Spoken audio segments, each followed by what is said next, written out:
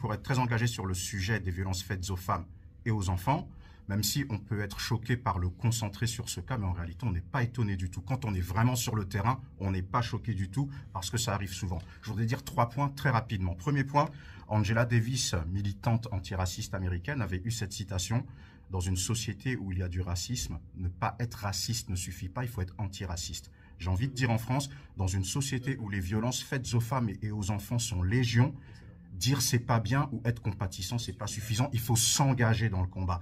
Et je dis faites aux femmes et aux enfants. Pourquoi? Parce que lorsque l'on voit ce procès, il y a un grand absent, c'est l'inceste. Parce qu'il y a la fille de Dominique Pellicot aussi qui, au vu des éléments qu'elle a, est convaincue que son père lui a fait des choses. Deuxième point, je remercie Madame Pellicot d'avoir insisté justement pour que les vidéos puissent être visibles par le plus grand nombre. Parce qu'on est dans une société où le viol est un crime, mais c'est le crime le plus difficile à prouver que c'est un crime. Pourquoi? Parce qu'il ne tue pas forcément. Il tue intérieurement, mais pas forcément physiquement. Le viol est le seul crime dont la condamnation à perpétuité incompressible n'existe pas.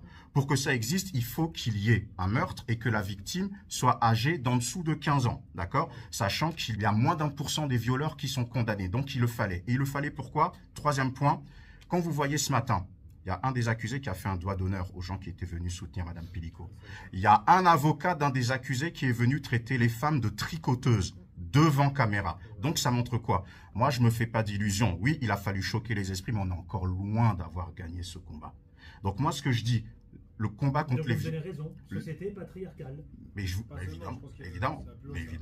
évidemment, mais c'est une culture qui a des siècles, bien entendu, où l'homme, il pense qu'il doit dominer, où la femme est soit un objet de compétition, soit un objet sexuel. Mais le combat contre les violences faites aux femmes et aux enfants, ce n'est pas que le combat des femmes. Les hommes doivent s'engager, parce que nous sommes complémentaires. Donc, il faut utiliser ce drame pour pouvoir avancer et vraiment mobiliser. Et s'il y a bien un combat dans lequel il faut se radicaliser, c'est le combat contre les violences faites aux femmes et aux enfants.